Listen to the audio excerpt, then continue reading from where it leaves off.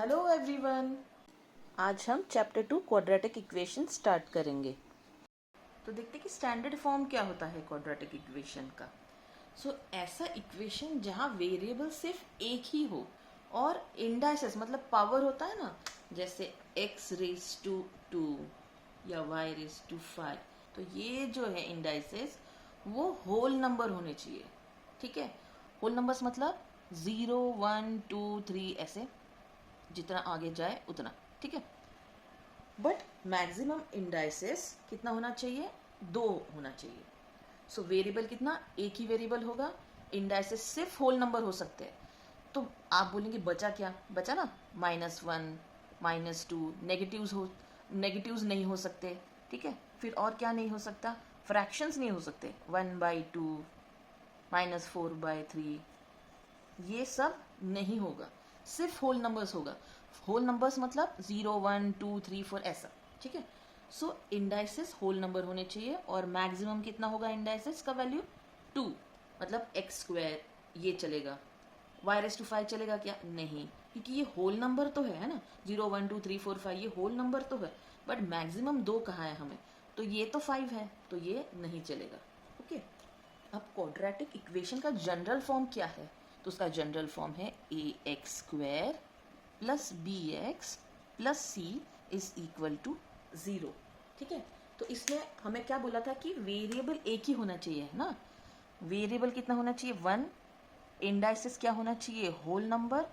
और ये मैक्सिमम कितना होना चाहिए? 2 ही होना चाहिए। इंडाइसेस मतलब पावर 2 होनी चाहिए। देखते हैं वेरिएबल कितने हैं इसमें, x और x मतलब एक ही वेरिएबल है। ठीक है, इंडाइसेस पावर उसकी होनी चाहिए मैक्सिमम 2। ठीक है, 2 से आगे नहीं जाएगा, मतलब ax⁵ प्लस bx², अगर पावर 2 से ज़्यादा है तो वो क्वाड्रेटिक इक्वेशन नहीं होगा। इसमें a, b और c क्या है? रियल नंबर्स है। ठीक है, और a 0 नहीं है। a जो है a की वैल्यू है, a क्या है? कोएफिशिएंट होगा x² का, राइट। a 0 नहीं होना चाहिए। तो ये जो इक्वेशन है मतलब किसी एक्सप्रेशन को किसी दूसरे एक्सप्रेशन के साथ इक्वेट किया है, इसे कहते हैं इक्वेशन। टोटल वेरिएबल कितने होने चाहिए? 1। इंडाइसेस कितना होना चाहिए? इंडाइसेस पहले तो क्या होने चाहिए? होल नंबर्स होने चाहिए। और मैक्सिमम कितना होना चाहिए? 2। अगर x⁵1/2 है, x plus 3 is equal to 0 ऐसे कर देते कुछ। अगर ये हमारा इंडाइसिस है तो ये चलेगा क्या? नहीं चलेगा। क्यों नहीं चलेगा ये?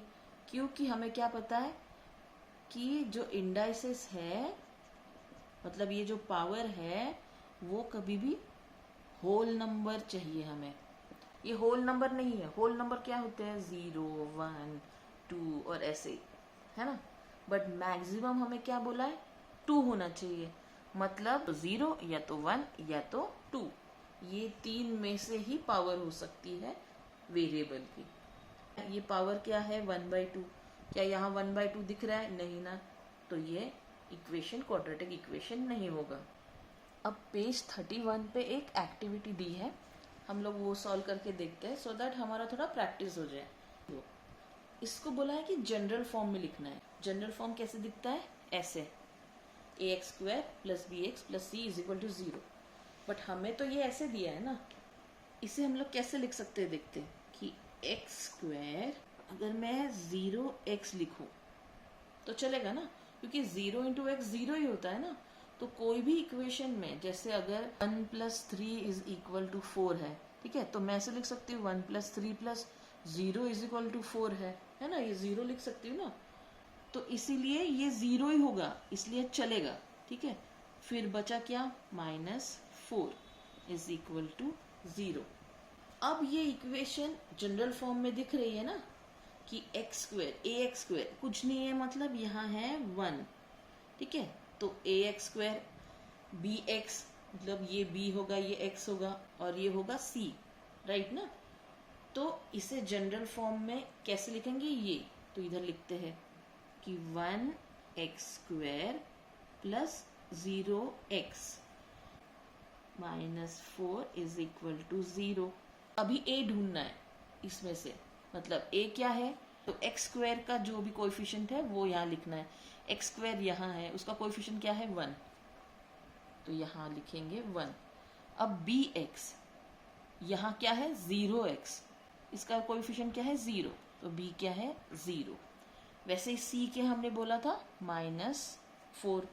अब इसे जनरल फॉर्म में कैसे लिखेंगे, ये वाई स्क्वायर है, ये वाला इस साइड लेंगे तो क्या दिखेगा हमें वाई स्क्वायर, ये 2y यहाँ आके होगा -2y, और ये -7 यहाँ जाके बनेगा +7 इज इक्वल टू 0। ठीक है, अब ए बी सी फाइंड करने में बहुत इजी होगा, तो वाई स्क्वायर का कोएफिशिएंट यहाँ लिखना है, तो ये है 1, फिर इसे प्लस ब्रैकेट में -2 इंटू वाई। सो बी अगर कंपेयर करेंगे तो बी क्या होगा -2, तो इसलिए -2, और सी क्या है 7। अब इस इक्वेशन को कैसे लिखेंगे देखते हैं। वेरिएबल x है इसमें, ठीक है, तो एक्स स्क्वायर जो है ऑलरेडी है प्लस x वाला कुछ है, यस ये है, तो उसको वैसे लिखेंगे, प्लस c चाहिए, अभी इधर कुछ है क्या, नहीं है, तो हम लिख सकते हैं 0, है ना। इस केस में a कितना रहेगा, कुछ नहीं है, मतलब 1, b x वाला वेरिएबल के साथ 2, यहाँ c कितना है 0। अब पेज 31 पे कुछ एग्जाम्पल्स दिए हैं वो देखते हैं। इसमें से हमें फाइंड करना है कि क्वाड्रेटिक इक्वेशन कौन सा है। ठीक है, वेरिएबल कितना होना चाहिए 1, मैक्सिमम इंडेक्स ऑफ वेरिएबल कितना होना चाहिए 2। ठीक है, अब देखते हैं कि कौन से इक्वेशन है इसमें से क्वाड्रेटिक इक्वेशन है। अब इसे देखेंगे तो ये तो जनरल फॉर्म की तरह ही दिख रहा है। जनरल फॉर्म क्या था हमारा, ax² plus bx plus c is equal to 0, है ना। इसमें कितने वेरिएबल्स हैं, एक ही है जो है x। Maximum index of variable, ये जो x है उसका मैक्सिमम इंडेक्स देखते, यहाँ क्या है 2 है, यहाँ कुछ नहीं दिया मतलब 1 है, तो मैक्सिमम कितना है 2, इसलिए ये जो है वो क्वाड्रेटिक इक्वेशन है। अब देखते हैं सेकेंड, इसमें अगर देखेंगे तो एक ही वेरिएबल है, तो ये कंडीशन फुलफिल हो जाती है। फिर मैक्सिमम इंडेक्स ऑफ वेरिएबल क्या है, y जो है वो यहाँ वेरिएबल है, y का जो मैक्सिमम इंडेक्स क्या है, इसमें तो एक ही टर्म है ना y वाली, सो ये टर्म का इंडेक्स क्या है 2, और कोई y की टर्म्स है ही नहीं, तो वेरिएबल का इंडेक्स मैक्सिमम 2 ही है, मतलब ये भी फुलफिल हो रहा है, तो ये भी क्वाड्रेटिक इक्वेशन है। अब फिर से थर्ड वाला, वेरिएबल्स कितने दिख रहे हैं, एक ही दिख रहा है m, है ना। अब maximum index of variable, variable का इंडेक्स क्या है यहाँ 3, यहाँ क्या है 2, मैक्सिमम क्या है फिर 3, तो ये क्वाड्रेटिक इक्वेशन नहीं है। फिर फोर्थ, अब इसे सॉल्व करके देखना पड़ेगा हमें, l plus 2 into l minus 5 is equal to 0। So l into l minus 5 plus 2, है ना, l इंटू l माइनस 5, वैसे ही plus 2 into l minus 5 is equal to 0। अब इसे ओपन करते, देयरफॉर l इंटू l कितना हुआ l square minus 5 into l is 5l, ये plus 2 into l is 2l, so plus 2l, 2 into minus 5 is minus 10 is equal to 0। Therefore l square minus 3l, क्योंकि minus 5l plus 2l कितना होता है minus 3l minus 10 is equal to 0। So ये equation ऐसा बनता है अगर इसे सॉल्व करें तो। अब देखते हैं कि क्या ये वाला इक्वेशन है वो क्वाड्रेटिक इक्वेशन है। तो हमें क्या देखना है कि एक ही वेरिएबल होना चाहिए, तो एक ही वेरिएबल है क्या, हाँ l ही है, तो वो फुलफिल हो जाता है। फिर क्या है, मैक्सिमम इंडेक्स ऑफ वेरिएबल 2 होना चाहिए। अब ये वेरिएबल का इंडेक्स क्या है 2, इसका कुछ नहीं है मतलब 1, तो मैक्सिमम कितना हुआ 2, तो मैक्सिमम इंडेक्स ऑफ वेरिएबल कितना है 2, वो भी कंडीशन फुलफिल होती है। इसलिए ये भी इक्वेशन क्वाड्रेटिक इक्वेशन है, राइट। अब देखते हैं roots of a quadratic equation. ये है अपना क्वाड्रेटिक इक्वेशन का जनरल फॉर्म है। ये इक्वल टू 0 हटा दिया जाए तो क्या होगा, ये इक्वेशन नहीं बचेगा, ये बचेगा जो है वो क्वाड्रेटिक पॉलिनोमियल है। इसे कैसे डिनोट करते हैं, पॉलिनोमियल इन एक्स मतलब p मतलब पॉलिनोमियल, ठीक है, x मतलब ये जो वेरिएबल्स है इसमें वो x है, इसलिए पॉलिनोमियल इन x इज ये, ऐसा होगा, ठीक है। सो पॉलिनोमियल इन x ये है बोला हुआ है। तो अगर x की वैल्यू मैं ऐसे डालूं कि मुझे इसकी वैल्यू 0 मिले, समझिए अभी इसमें x इज इक्वल टू मैं डालती हूँ कि x इज इक्वल टू -6, ठीक है। सो ये कैसे दिखेगा, p ऑफ -6, तो x की जगह -6 डाल रही हूँ मैं, तो क्या मिलेगा -6 स्क्वायर, ठीक है, इधर भी x की जगह -6 डालना है, प्लस 5 इंटू -6 सिर्फ x की वैल्यू मैंने रिप्लेस की है -6 से, तो यहाँ क्या मिलेगा 36, 6 6 36 प्लस 5 इंटू 6 इज 30 और ये माइनस की साइन मतलब -30 और ये -6, सो ये कितना हुआ 36 माइनस 30 कितना हुआ 6, ये 6 है ना, और 6 माइनस 6 इज 0, मतलब ये वैल्यू हमें मिली 0, मतलब p इन -6, p ऑफ -6, ठीक है। जब x की वैल्यू -6 हो तो ये क्या वैल्यू मिलेगी हमें, यहाँ मिली 0। तो अगर x की वैल्यू में -6 डालती हूँ तो मुझे ये जो पार्ट है उसका वैल्यू मिलता है 0, so p of -6 is equal to 0 मिला, ठीक है। अगर ये पार्ट 0 मिला तो हम क्या कहेंगे कि x इज इक्वल टू -6 जो है, ये जो है is solution of equation. So -6 is the solution and -6 is one of the roots of equation. x is equal to 2 डाल के देखते हैं इसमें कि this x square plus 5x minus 6 is equal to क्या मिलेगा 2 square plus 5 into 2 minus 6 मतलब 4 plus 10 minus 6, 4 plus 10 is 14 minus 6, तो ये कितना मिला 8, ये 0 नहीं है, राइट। सो देयरफॉर हम लोग कहेंगे x is equal to 2 is not the solution of equation, जो भी इक्वेशन दिया है ये, this is not the solution of this equation. अगर कोई भी x की वैल्यू डाल के ये वाला पार्ट 0 बनता है तो ही वो सोल्यूशन हुआ और उसी वैल्यू को हम रूट कहेंगे। अगर कोई भी वैल्यू डाल के हमें अगर इसकी ये जो वैल्यू है इसकी वैल्यू 0 नहीं मिली तो वो रूट नहीं है, ठीक है। अब समझिए हमारा एक ये इक्वेशन है, हमें पूछा है कि ये दोनों इसके सोल्यूशन है कि नहीं, तो हम लोग क्या कहेंगे कि put x is equal to 3/2 in polynomial, ये सारा इक्वेशन है तो पॉलिनोमियल क्या होगा ये पार्ट, ठीक है, 2x² - 7x + 6, ये है polynomial.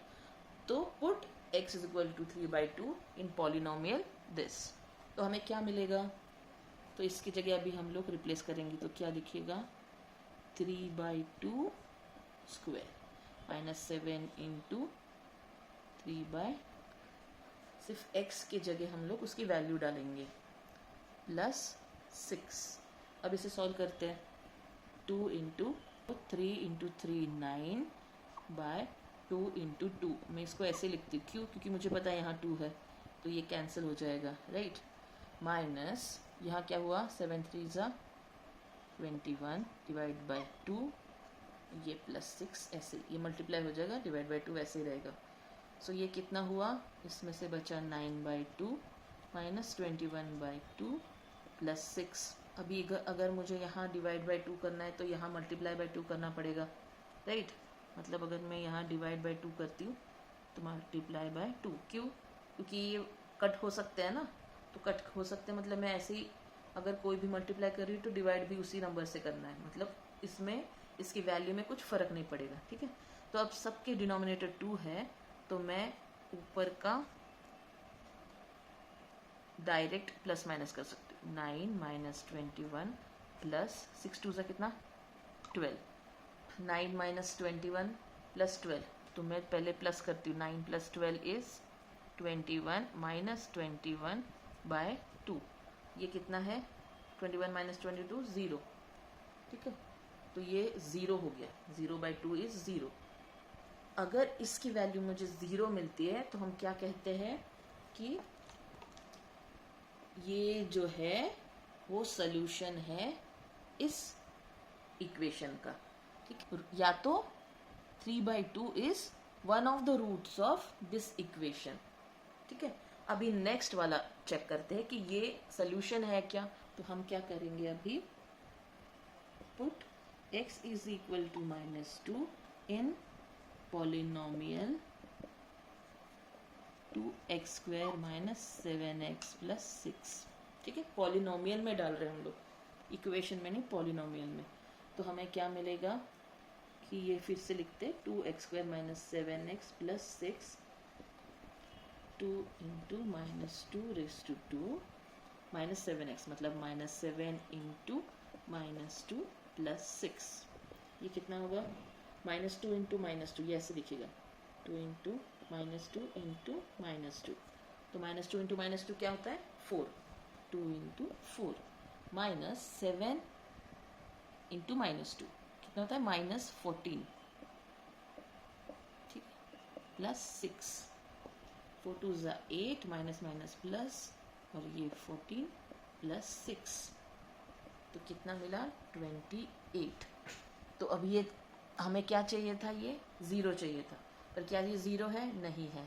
This is not equal to 0, therefore x is equal to -2 is not the solution for this equation. या तो हम लोग कैसे लिखेंगे, -2 is not one of the roots of this equation, ठीक है। सो ये नहीं है। Thank you so much for watching this video. अगर आपको ये वीडियो पसंद आया तो लाइक और सब्सक्राइब ज़रूर कीजिए। Bye bye.